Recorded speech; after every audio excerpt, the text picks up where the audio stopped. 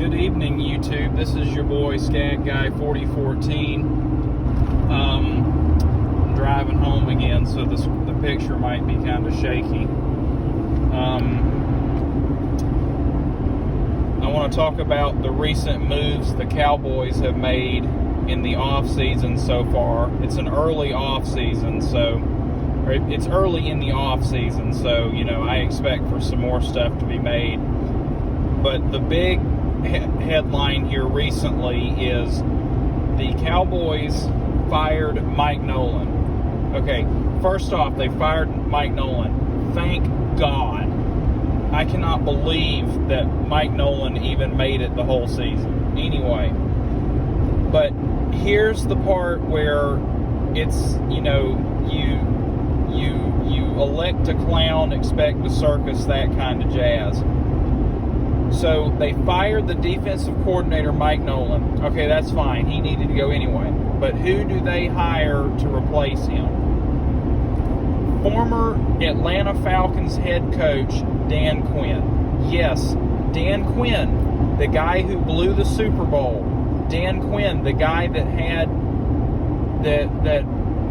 that his defense at one time was the Legion of Boom. Dan Quinn, the guy who not only blew the Super Bowl with the Falcons, but proceeded to blow numerous double-digit leads in multiple games.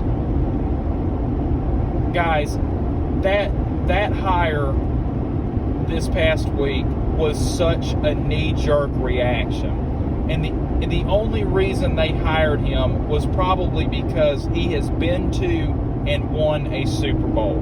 That was probably the only qualifications, and those were probably the only parameters Jerry cared about, and that's probably the only reason that he hired him. And it pisses me off because Jerry, maybe not Jerry, but the front office wanted to hire somebody that they could be comfortable with. So not wanting to take a risk, not wanting to bring in somebody fresh that could introduce new ideas.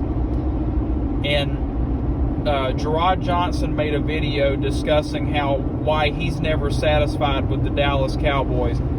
Guys, I am not comfortable with this hire whatsoever, and I'm not comfortable with the other hire they made with I can't think of his name right now, but he was also an ex-Falcons coordinator. And I am not okay with these moves that they have made to start off the off season. They literally fired Mike Nolan on Monday and hired Dan Quinn on right after the wild card. They literally fired Mike Nolan on a Monday and hired Dan Quinn on a Tuesday. Like, you have got to be kidding me. We're not going to have a process where we're going to look at some guys. I mean, for all I know, they interviewed a dozen people. I don't really know. They didn't really say anything in the article about it. But guys, it is just ridiculous. I mean, talk about a knee-jerk hire and a knee-jerk reaction. And just completely just one way of thinking. Oh, well, Dan Quinn won a Super Bowl. Let's hire him. Mike McCarthy won a Super Bowl. Let's hire him. Never mind the fact that Mike McCarthy got fired in Green Bay for a reason. Never mind that Dan Quinn left Seattle, or I don't know if he left or was fired in Seattle. I really don't know that end of it. He left Seattle for a reason. He got fired from Atlanta for a reason. Arguably he should have been fired as soon as that Super Bowl ended when they blew it. But they fired their OC instead of the HC. They probably should have fired everybody involved. But I've seen multiple videos talking about how this is a good hire, how it's a bad hire. I don't think it's a good hire, and the more I think about it, it's certainly not a great hire. I'm just not comfortable with it. And a lot of people have already speculated, well, the defense can't get much worse than it was this past year. And that's admittedly true. Admittedly, that is true. But Dan Quinn also had some amazing players in Seattle. Richard Sherman and Cam Chancellor and all those guys. He had some unbelievably good talent in Seattle.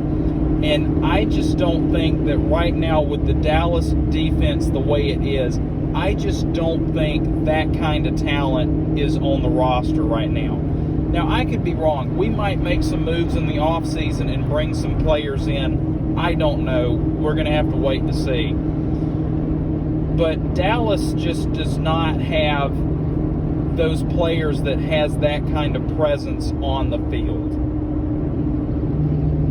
I mean, Leighton Vander Esch, you know, he's one of my favorite players. I like him a lot. I like Sean Lee, the General Lee they call him. And Sean Lee admittedly needs to take it to the house after this season. He needs to retire, or he needs to be the linebacker coach or something.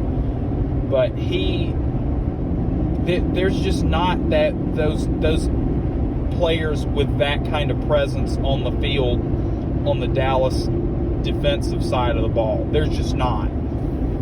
I think that's been mentioned multiple times on Undisputed and First Take and whatnot.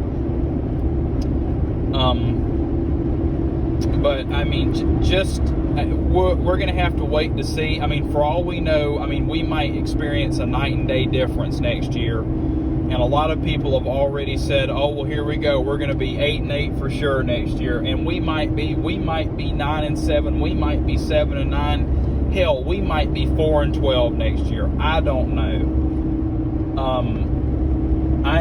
I'm just so tired of going 8-8 every year or 9-7 every year and missing the playoffs. Which, speaking of missing the playoffs, guys, Philly did not do anything wrong. I hate to defend Philly because I hate Philly with the best of them. But the Giants pitching a fit because Philly took Jalen Hurts out of the game, that's just so childish. Like, if the Giants really wanted to be in the playoffs, they should have won a couple more games. But they didn't do that. So, anyway, they don't need to sit there and pitch a fit about it. Because Philly really didn't do anything wrong. But that's enough on that. But I honestly, I don't know what we're going to do next season. I'm just baffled by some of the moves we have made already to start off the off season.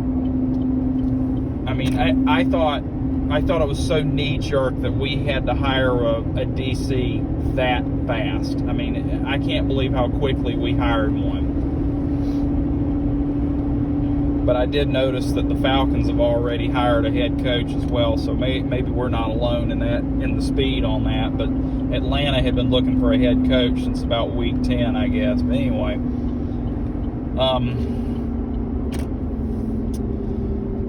let me know your thoughts in the comments below. Like I said, I'm just kind of at a loss right now of things to say about it, other than I'm just not comfortable with it. And I'm just going to tell you right now, and I'll post it here on Facebook.